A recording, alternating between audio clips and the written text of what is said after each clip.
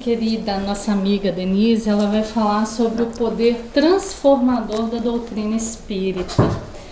Então vamos prestar bem atenção, gente, porque é realmente transformador o que a doutrina pode fazer por nós. Mas sobretudo também nós podemos colaborar muito, fazendo um pouco por nós mesmos diariamente, né? E eu achei essa leitura aqui no livro Doutrina Viva, e eu gostaria de compartilhar com vocês, até para a gente começar a fazer uma reflexão agora, nesse momento, com o que ela vai falar para a gente. E fica como se fosse a nossa oração, a nossa vibração, a nossa interação com os benfeitores espirituais. Desculpa, eu não dei boa noite para os desencarnados, tá? Boa noite para eles. Chama-se Palmo a Palmo. Assim, imenso movimento por parte das trevas, com a intenção de manter as pessoas cativas de sua própria ignorância. Os espíritos que se opõem à presença da luz contam com representantes em quase todos os setores do progresso humano, intentando obstruir-lhe a marcha na política, na religião, na ciência, nas artes. Disputarão palmo a palmo a posse do orbe em que Jesus veio lançar as balizas do reino de Deus. A luta ainda se desdobrará imensa nos séculos vindouros. Sem uma intervenção de natureza divina, creio que a vida na Terra não se modificaria para melhor, conforme se espera no milênio que se inicia. Mas espírito algum, por mais recalcitrante, conseguirá opor-se aos desígnios do Criador. A pouco e pouco, toda resistência será vencida e o bem triunfará. Custa-nos crer, porém, a humanidade tem sucessivamente emergido do caos, desde os seus primórdios.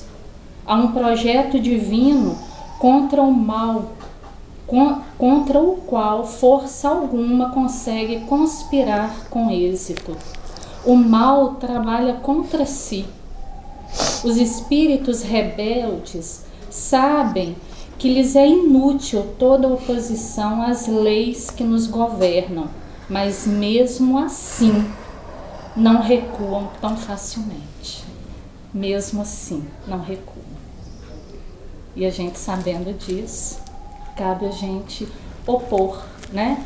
Nós não somos arrastados. Não existe arrastamento involuntário. Existe uma forte sugestão, né? Existe uma forte influenciação, mas arrastamento não existe. A parte que nos cabe, cabe a nós.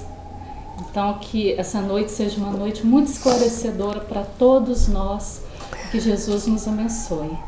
Que assim seja.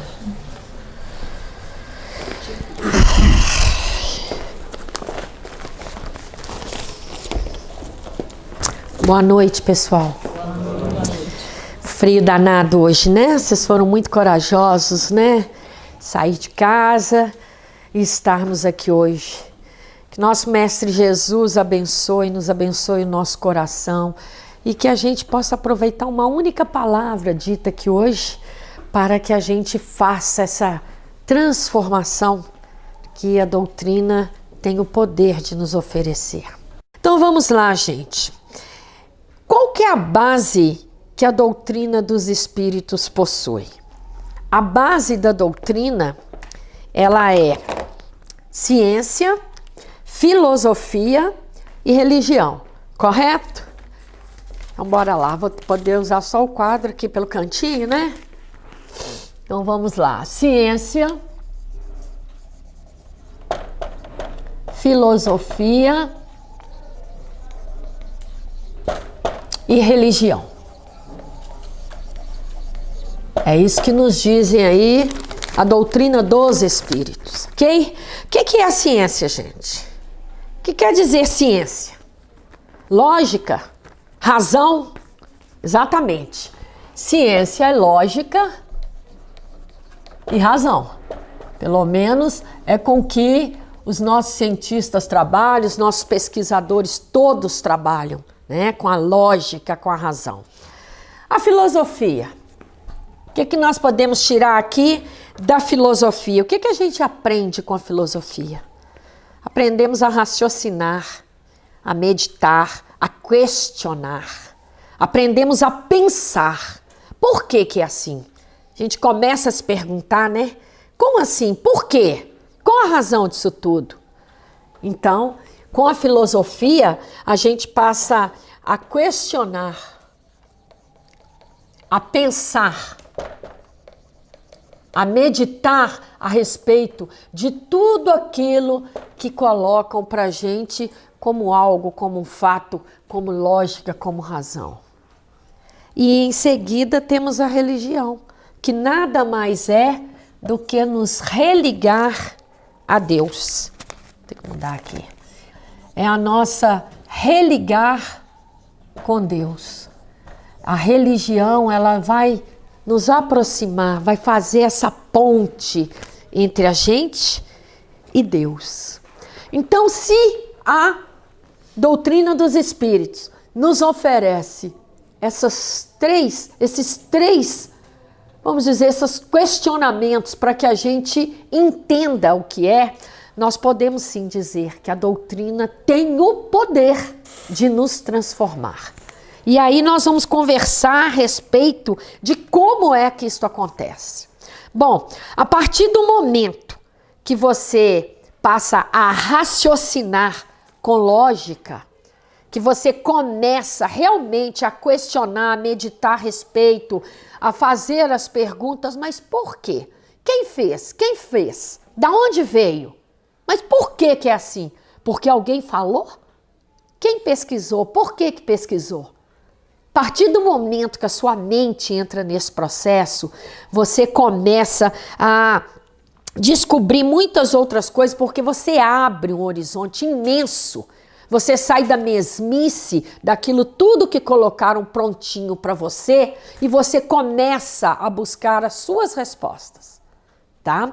E quem estuda a doutrina tem essa facilidade, porque a primeira coisa que a gente descobre na doutrina, que quando eu descobri, já falei várias vezes aqui, me deu um alívio enorme, é que somos imortais. Somos eternos. A morte não existe. Ufa, que bom. Quer dizer então que eu não termino? Não, eu não termino, eu não tenho um ponto final, né? Quando criança, já falei aqui algumas vezes, o medo era este. Ai, eu vou morrer, vou ficar longe de pai e mãe, vai acabar, vou ficar longe da minha boneca.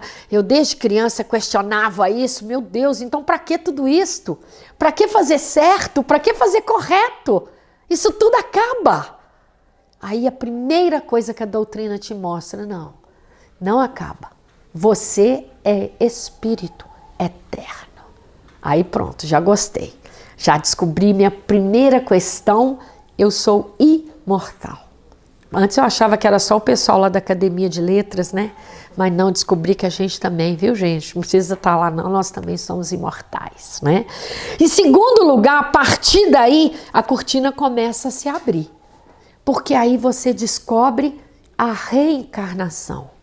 Opa, eu reencarno? O que quer dizer isto?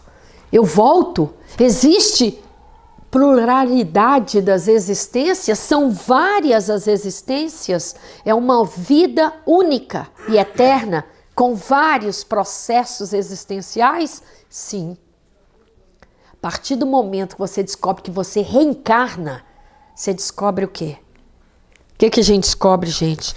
Quando a gente descobre que a gente reencarna, que existe uma oportunidade, um recomeço. Você vai ter uma nova chance de voltar, de encontrar pessoas e de refazer aquela história. Não de modificar o que já passou, mas de reescrever, como diz o Emmanuel, né? Um novo fim. Então, quando você descobre que você tem a oportunidade deste recomeço, você também já fez uma outra descoberta que também já está te transformando. Eu tenho sim a oportunidade de fazer de novo. Até porque agora, depois dessas existências todas, eu já ganhei mais uma bagagem, eu já estou um pouco mais madura, eu já posso escrever diferente essa história. E com as oportunidades que eu tenho, eu também vou, através da percepção, da intuição, através de cada um que cruzar o meu caminho, eu vou sim saber que rumo que eu tenho que dar a essa nova existência, essa nova história. E aí com isso você descobre que tem livre-arbítrio. Apesar que muita gente anda falando, né, que livre-arbítrio deveria ser igual cartão de banco. Errou 3 vezes, cancela, né? Porque a gente vai só errando, né? É o livre-arbítrio relativo. A notícia boa é essa também. O nosso livre-arbítrio, na atual existência planetária desse mundo nosso, ele é relativo. Porque ainda somos crianças, somos muito infantis espiritualmente falando. Então não seria justo nós tivéssemos a posse total do nosso livre-arbítrio, né? Então ele é relativo, sim. Mas através desse livre-arbítrio eu descubro que eu é que escolho, eu é que decido, eu é que dou sequência a essa existência, eu me comando. Isso é terrível se a gente não souber como controlar, tá? Porque a partir disto você vai ter as escolhas, os desejos, as atitudes e vai descobrir uma outra coisa, o plantio e a colheita. Vai descobrir o que a doutrina também nos ensina, né? Que são as consequências desse seu livre-arbítrio. As consequências dessas suas escolhas. E aí você vai cair objetivamente dentro das leis naturais. Que leis naturais são essas? Essas que já estão prontas. A lei de ação e reação. Plantou, vai colher. O plantio é opcional. Você tem o direito de escolher o que você quer semear, o que você quer cultivar, o que você quer plantar. Mas a colheita é obrigatória. Você é dono da sua hortinha ali. Você é quem vai colher, de acordo com o que você plantou. E aí, continuando, a gente descobre, através dessas leis naturais, a matemática espiritual, que é totalmente diferente da nossa matemática aqui da Terra. A gente sempre repete isso para ver se faz algum sentido, para ajudar a gente a raciocinar, abrir a nossa consciência. Como é a nossa matemática aqui, gente? Diminuiu, ficou 100. Não é verdade? Quanto mais a gente tira, menos a gente tem. É a matemática nossa aqui, humana. Mas a de lá não. A de lá, quanto mais você tira, mais você tem. Porque quanto mais você doa, mais você recebe. E ela é ao contrário também. Quanto mais eu recebo de lá, mais endividada eu vou ficando. Quanto mais necessitada eu sou, quanto mais eu necessito da ajuda dos amigos espirituais, mais eu vou ter que retribuir. Esse ter entre aspas, né, gente? Porque se eu sou merecedora de tanta ajuda, eu vou ter que distribuir isso tudo que eu estou recebendo, mais dia menos dia. Faz parte da lei natural. Então, é bom a gente também entender que quanto mais eu dou, mais eu tenho. Por que isso, hein, gente? Porque da onde veio isto, vem muito mais. Vamos fazer um raciocínio lógico aqui. Eu começo a pensar numa coisa muito boa. Começo a sentir aquela coisa boa, um trabalho, alguma atividade, uma assistência que eu vou fazer. Isso já começa todo dentro de mim. A partir do momento que eu me engajo nesse trabalho, que eu começo a fazer esse trabalho, eu começo a me doar. mas a maior parte vai ficar comigo, porque foi aqui que gerou tudo isto. E a fonte geradora, ela tem a capacidade de absorver muito mais do que ela doou. É igual uma fonte, a água não seca. Todos vão, bebem da água e a água continua fluindo. Da onde veio esta tem muito mais. Então, a partir do momento que você entende até aqui a ciência, a filosofia, a religião, que você entende o seu livre-arbítrio relativo, as suas escolhas, as suas atitudes, que você entende essas leis naturais de ação e reação, as consequências de tudo, você vai entender a dor e o amor. Dois caminhos distintos. Porque para chegar realmente a vivenciar a doutrina, nós vamos ter dois caminhos. Ou nós vamos pelo amor, ou nós vamos pela dor. Dizem os amigos espirituais que a vida nos empurra quando a gente não quer andar. Ela chega e fala, bora lá, caminhando, parado não pode ficar. Né? Então, essa dor e este amor, nós vamos escolher como, hein, gente? Como é que nós vamos escolher o amor? Ah, é amor de marido e mulher, namorado e namorada? Não, é o amor ao outro, independente de quem seja o outro. E todos aqui são o outro, sem tirar nem pôr. Ele é o outro, ela é a outra, ela é a outra, ele é o outro. Todos aqui são o outro. A gente veio a esse mundo através de um outro, dois outros. Um outro que nos trouxe um médico, uma parteira. Quem cuida da gente é um outro. Quem nos ensinou a ler e escrever foi um outro. Nós dependemos o tempo inteiro do outro, mas não vemos o outro. A atualidade das últimas semanas nos mostra que nós não sabemos enxergar o outro. Não sabemos enxergar o outro, né? Então esse outro, ele poderia ser denominado do caminho reto, do trabalho no bem. Mas é o bem que eu vou fazer para mim. Toda vez que a gente vem aqui na casa, igual nós viemos sábado passado, fazer a campanha da sopa, entregar cestas básicas, a gente acha que nós estamos trabalhando com os nossos assistidos. Não, as pessoas que estão lá do lado de fora do portão é que nos assistem. Os assistidos aqui somos nós. A gente aprende muito com os mais simples. Mas muito, não é pouco não, a gente aprende muito. E aí, quando você pega o trabalho no bem, você começa a fazer algo que todos nós escutamos muito em casa espírita, que faz parte da doutrina, que é uma reformazinha. É uma reforma simples, sabe? Chamada reforma íntima. Aquela reforma, tipo assim, que você pega uma casa bem antiga, sabe? Aquela que você quer restaurar, e aí você tira o piso, sai o rodapé. Você tira o rodapé, solta o reboco. Você vai mexer no telhado, cai o forro. Vai trocar a fechadura, tem que trocar a porta. É uma reforma mais ou menos assim, aonde cada coisa que você vai substituindo aparece uma outra que também tem que ser reformada. Sabe como que é essa casa? Eu preciso cuidar da minha vaidade. Aí você descobre que além da vaidade você vai ter que trabalhar o egoísmo. Aí você trabalha a vaidade e o egoísmo e descobre que vai ter que trabalhar a sua arrogância. E aí você já está no telhado, rodapé, piso, é mais ou menos assim.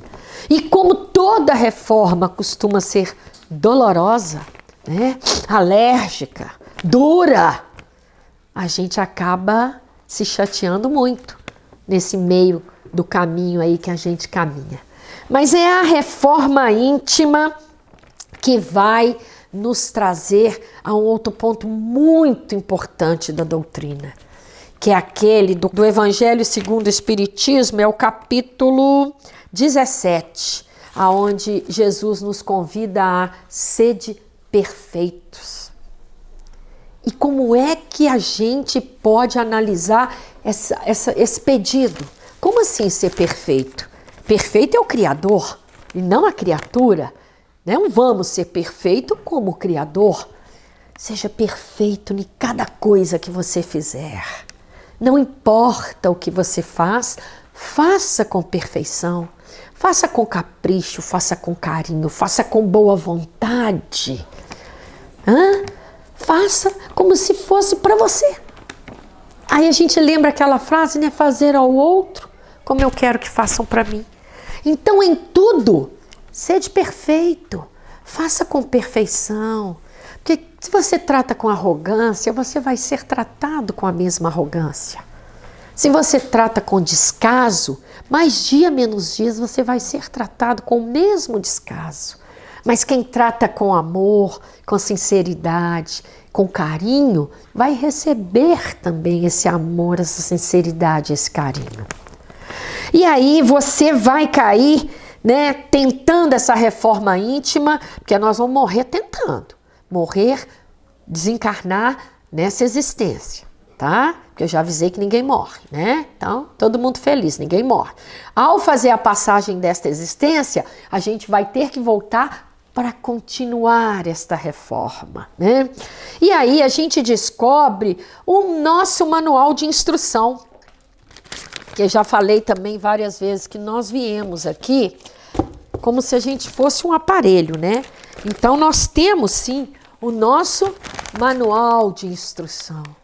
Tudo aquilo que a gente precisa está aqui. Jesus trouxe para a gente esse manual. E esse manual diz o quê?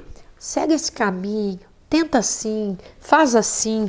Mas nós, como bons seres humanos que somos e preguiçosos, ninguém lê o manual.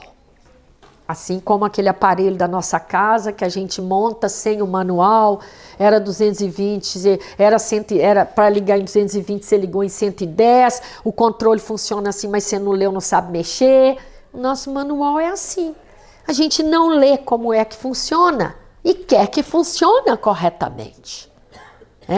E aí, a hora que você pega o manual, descobre o manual, a doutrina já vai te dar mais uma opção de transformação. Você descobre que você veio aqui neste planeta para fazer uma evolução. Você não veio aqui enfeitar porque é lindo e maravilhoso. Você não veio aqui para sair ensinando porque você é culto e letrado. Você veio aqui para evoluir. Você. E não fazer o outro amadurecer, fazer ela evoluir, fazer ela mudar. Você veio mudar. Você veio evoluir. E a maior evolução que existe, aquela que realmente vai colocar no caminho de Jesus, é a evolução moral. A única evolução que realmente vai fazer com que todas as nossas outras evoluímos de verdade é a moral. Você evolui moralmente, que você evolui em todos os níveis. Você galga cada um desses degraus sem medo de errar. A partir da evolução moral. E esta evolução moral, ela te convida a se conhecer. Conheça-te a ti mesmo. Se você não se conhece, como que você vai mudar? Eu vou mudar o quê se eu não sei o que é que eu tenho que mudar? Eu não me conheço, eu não quero me conhecer. Porque fazer esse mergulho interno e falar assim, gente, como eu sou prepotente, nossa, como eu sou arrogante, meu Deus, eu sou egoísta. Ninguém quer. É um sofrimento só. Todos nós vamos sofrer muito ao fazer essas descobertas.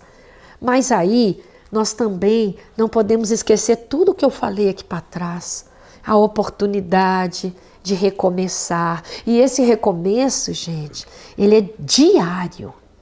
Ao acordar, você já está no recomeço. Você já está no início da página. E você é o lápis. Porque não é a caneta, é o lápis. Porque durante o que você vai fazendo, você vai apagando e reescrevendo. Dá tempo. Né? E aí, a partir do momento que você se conhece, a gente vai descobrir aquela frase que Jesus tanto disse pra gente e que a gente ficava assim, mas como assim? Como é isso, né? E conhecereis a verdade, e a verdade vos libertará. Não existe liberdade sem verdade. Todos nós mentimos. Todos nós já mentimos e ainda vamos mentir. Mas vamos falar de criança quando mente. Vamos voltar lá na nossa infância. O que acontece quando a gente mente? A gente fica meio que apavorado.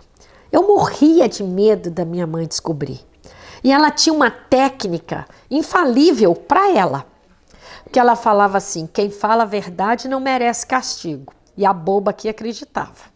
E ia lá e contava que fui eu, né? Porque lá em casa tinha o não fui eu.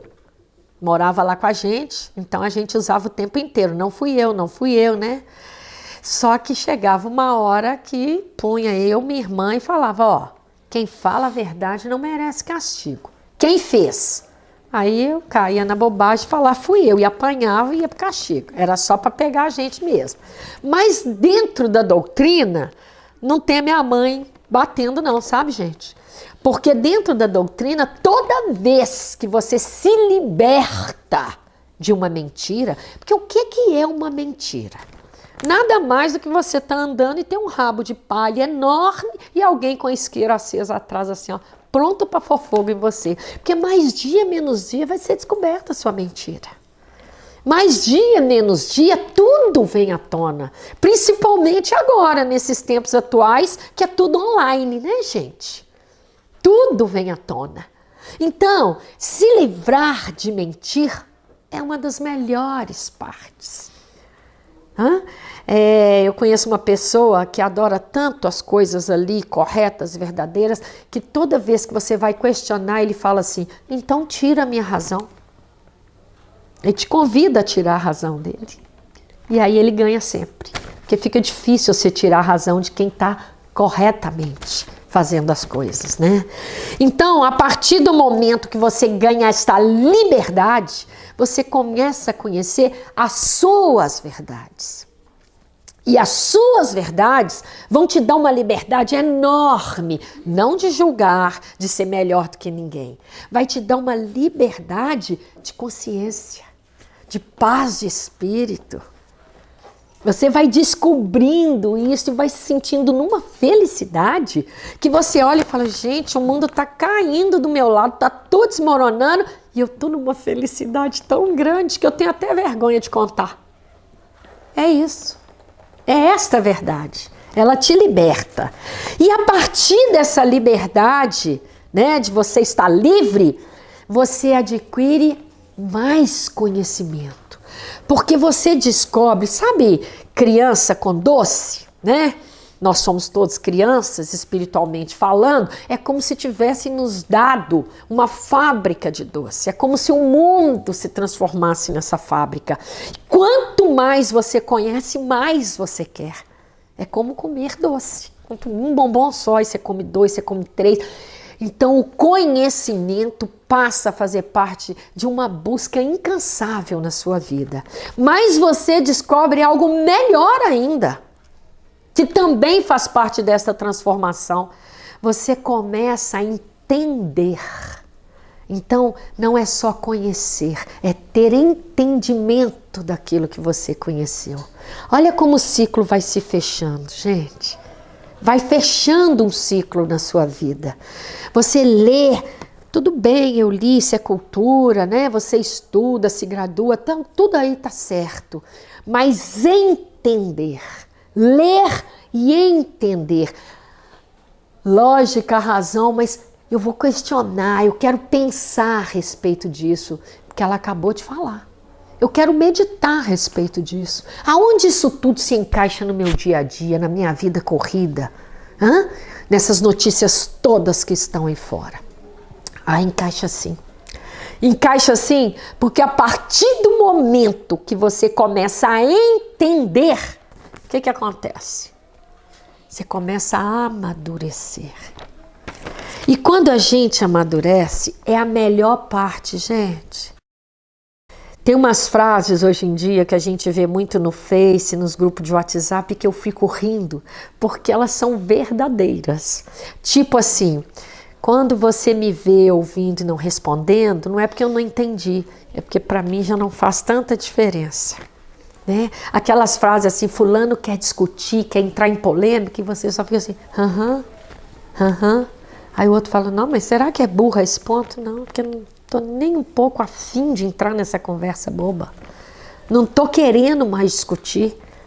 Sabe aquela frase, eu não quero ter razão, eu quero é ser feliz? Você já é feliz, então a razão você sai distribuindo para todo mundo. Pode ficar com a razão, você está certo, você também está certo.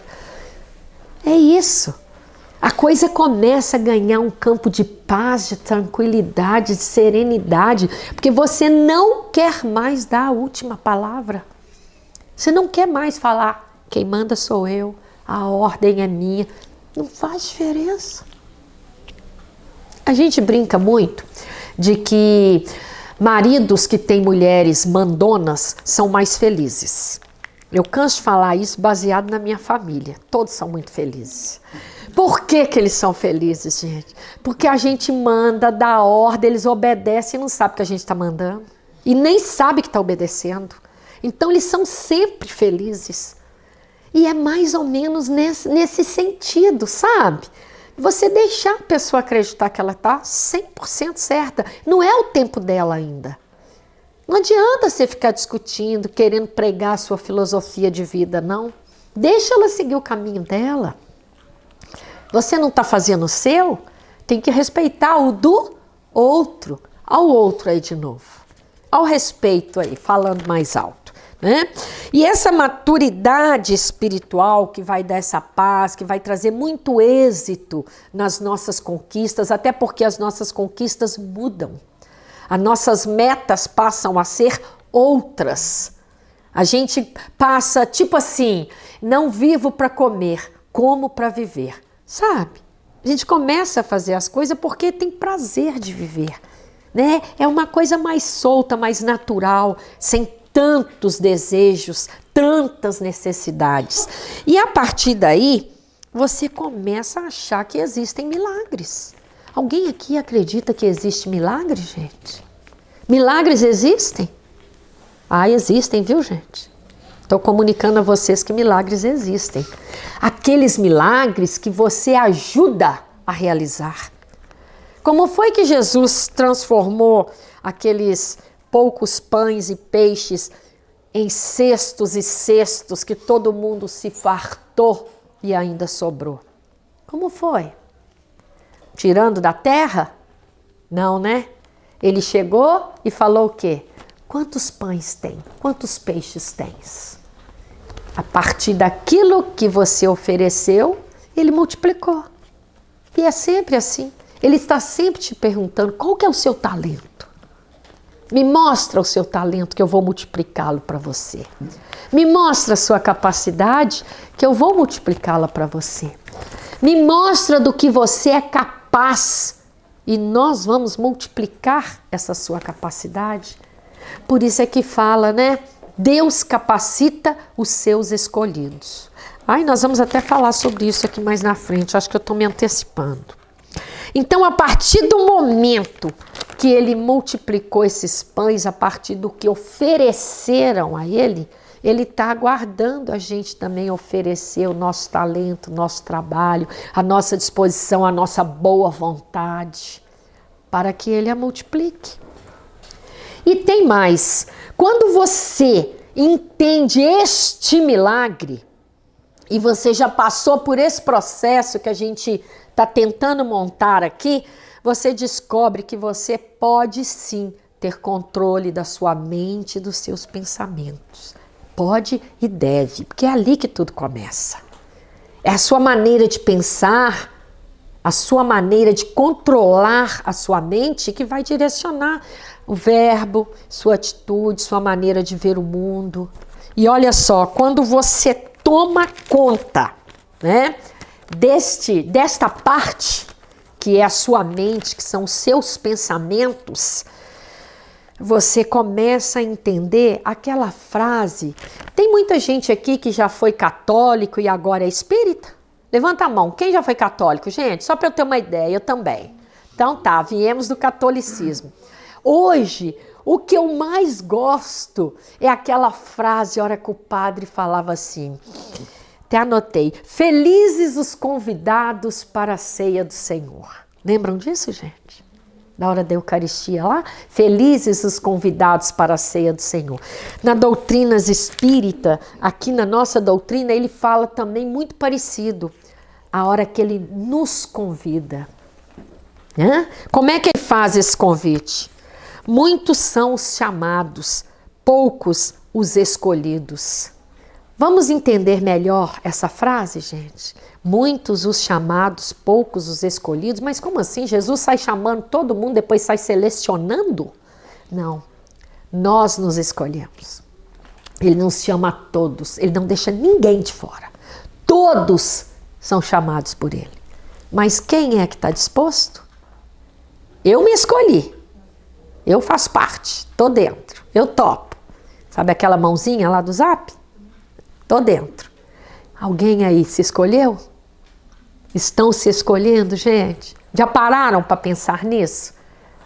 Aí você se escolhendo, ele te capacita. Oferece a ele o trabalho que você tem. Deixa ele te capacitar. Deixa ele fazer essa evolução na sua vida. Então, nós temos que entender todas esses passos que nós colocamos. O estudo, o trabalho, a maneira de ver, de querer analisar as coisas, de entender a lógica, de ter uma fé raciocinada. Fé não é uma coisa desesperadora, que na hora que o bicho está pegando, se ajoelha, pega o terço e sai debulhando. Isso não é fé. Fé é você ver tudo o que está acontecendo e saber que tem um traçado, tem uma meta, tem um objetivo.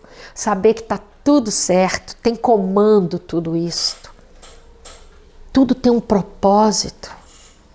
Ninguém veio a este mundo para falir, para falhar. Isso não existe. Cada ficha, cada programação feita para essa existência de cada um de nós, ela foi programada para ser um sucesso. 100% sucesso. Mas eles, do lado de lá, ao programar tudo com a gente, eles não podem ter essa certeza, porque depende da gente. Eu estou fazendo a minha parte, esse sucesso vai depender de mim, gente. Não adianta ficar só de vela na mão rezando. É preciso transformar-se para poder entender tudo isso, para poder realmente evoluir. É difícil? Se fosse fácil, não teria graça. Tudo que é fácil não tem muita graça. As conquistas são suadas, são diárias, são batalhadas, e a fé também é uma conquista diária.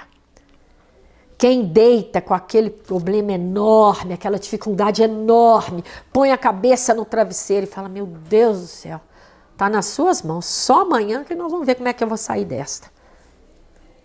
Deita e dorme? Ah, esse tem fé. Já fiz tudo o que eu podia, agora está nas suas mãos, Senhor. Eu não sei mais como resolver isso. Mas se você fez a sua parte, você pode ter certeza que a solução já está a caminho. Aí aguarde. Fique calmo, sereno. A evolução moral parte por essa parte. E aí, olha só. Vamos aqui ao Evangelho para a gente entender o que nos falam aqui nesse capítulo do Sede Perfeitos, né? Que é o capítulo 17. Diz assim, olha, para a gente pesquisar a respeito dessa transformação, esse poder de transformar que a doutrina tem. Muitos, entretanto, dos que acreditam nos fatos das manifestações, não lhes aprendem as consequências nem o alcance moral, ou, se os aprendem, não os aplicam a si mesmo. A que atribuir isso? A alguma falta de clareza da doutrina? Não, pois que ela não contém alegorias nem figuras que possam dar lugar a falsas interpretações. A clareza é da sua essência mesma, e é de onde lhe vem toda a força, porque a faz ir direto à inteligência. Nada tem de misteriosa, e seus iniciados não se acham de posse de qualquer segredo oculto ao vulgo. Ou seja, a doutrina é muito simples. ela é clara, ela é objetiva, ela é lógica. Mas a maioria que chega no início pela primeira vez, não, aquilo lá é muito difícil, nem muito chato, aquele povo fica numa pregação no ouvido da gente. Não tem um dia que eu não escuto falar de reforma íntima, de ler, de estudar, de ver o evangelho. Ué, mas é essa a lógica. Esse milagre não existe de estar pronto. Né? E ele continua: será então necessária para compreendê-la uma inteligência fora do comum? Não.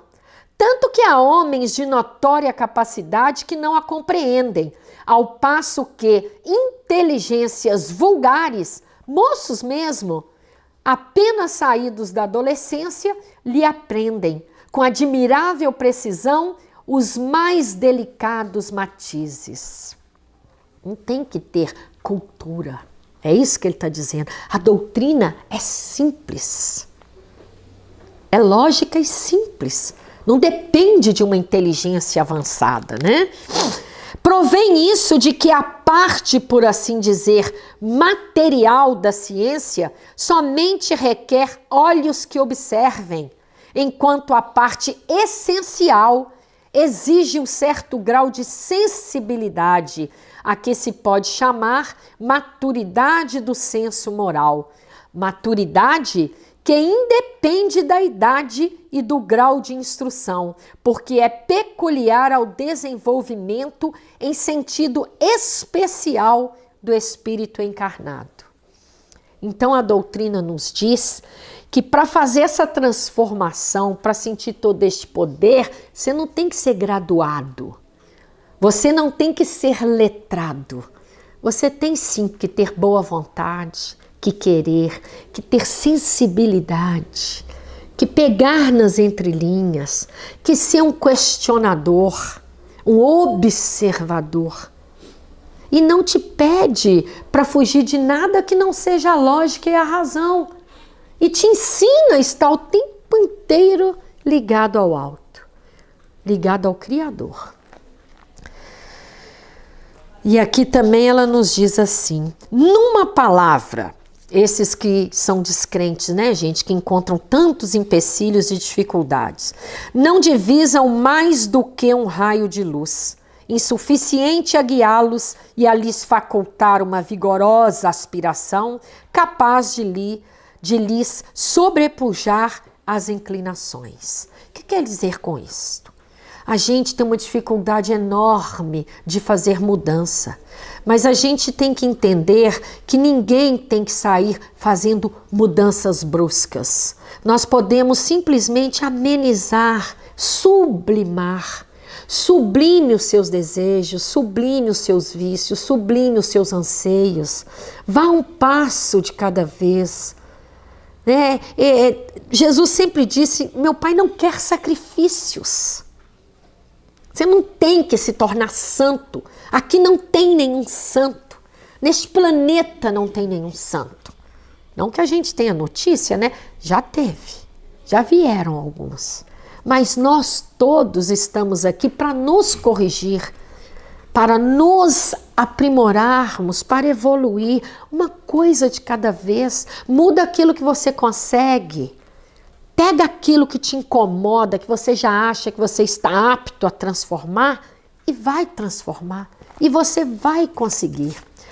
E ele ainda nos dá ainda uma frase, né, que está aqui nesse capítulo que nos anima muito. Quando ele diz assim, reconhece-se o verdadeiro espírita pela sua transformação moral e pelos esforços que emprega para domar as suas inclinações más. Esforços. Ele não diz aqui porque ele fez todas as mudanças, não. Reconhece-se o verdadeiro espírita pela sua transformação moral. Porque vai chegar um ponto que tudo aquilo que você mudou começa a ser público. As pessoas vão notar, todos vão notar. Você mudou. E a partir daí, você vai ser também reconhecido pelo esforço que você está fazendo para fazer essa transformação, gente. É isso, o espírito é este. é o que se esforça, né? Quando a gente fala de compromisso, ser compromissado, é esse esforço sobre-humano que a gente vai fazer, mas com muita ajuda, porque todos nós temos muita ajuda para proceder todo e qualquer caminho no bem que a gente queira fazer. A gente tem que lembrar que o obsessor não arromba a porta, ele entra pela porta da frente, geralmente que nós abrimos. Então, não tem desculpa para não fazer a transformação, porque o seu companheiro, dito obsessor, vai acabar se transformando com você. Pode virar seu mentor, mais dia, menos dia.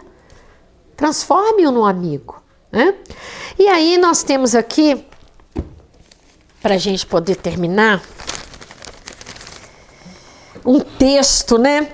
Que nós vamos falar de oportunidade. Nós falamos da oportunidade que nós todos temos com a reencarnação, com as existências, né?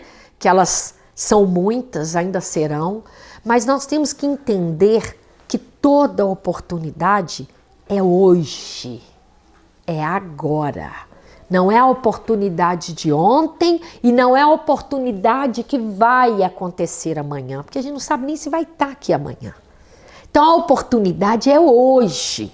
E para a gente frisar bem como funciona esse hoje, para a gente pensar, né, questionar, meditar, olha esse texto. Já ancorado na Antártida, ouvi ruídos que pareciam de fritura. Pensei, será que até aqui existem chineses fritando pastéis? Eram cristais de água doce congelada que faziam aquele som quando entravam em contato com a água salgada. O efeito visual era belíssimo. Pensei em fotografar, mas falei para mim mesmo, calma, você terá muito tempo para isso. Nos 367 dias que se seguiram, o fenômeno não se repetiu. Algumas oportunidades são únicas. Almir Klink. Perdeu a oportunidade, não registrou. Ficou lá 367 dias depois disso e em nenhum desses dias se repetiu o fenômeno. Então isso aqui é para mostrar para a gente que, por exemplo, se saímos de casa hoje com esse frio todo e viemos aqui, já não perdemos a oportunidade. Não é verdade? Já ganhamos o nosso dia com a oportunidade do que ouvimos aqui, do que o Evangelho de Jesus, da doutrina tem para nós. E aí fica aquela pergunta no ar, né? Tem ou não tem o poder de transformar a doutrina dos Espíritos, gente? Tem ou não tem? O poder de nos dar uma existência repleta de alegria. Tudo que eu disse aqui é motivo para alegria, ou não? Fala um de cada vez, gente. Né? É motivo ou não é motivo de alegria? Você descobre que você é um espírito eterno.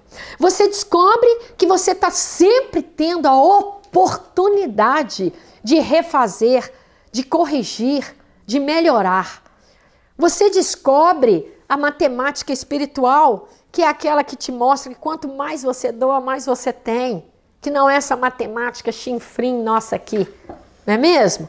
Você descobre que o outro, assim como você é o outro são todos aqueles que te rodeiam e que você veio aqui e todos estes outros que estão cruzando o seu caminho fazem parte da sua sintonia, da sua vibração, seja desta existência ou de uma pretérita, já fez e é um reencontro.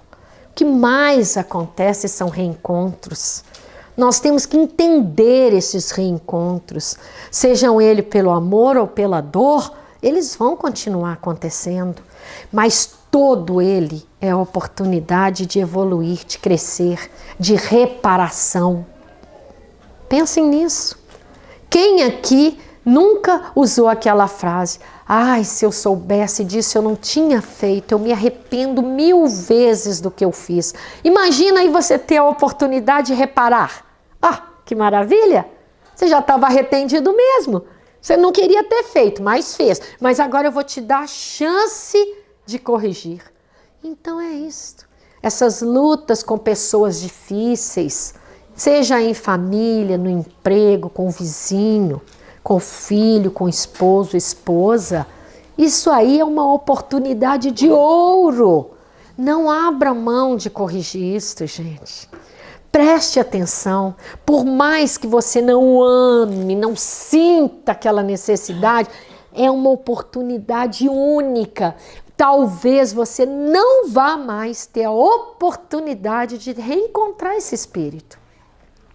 Ou se tiver, vai ser tão lá na frente, né? Existe uma programação de reencarnações. Se nesta vocês tiveram a oportunidade de estar junto, gente, não vamos perder esse tempo precioso, né?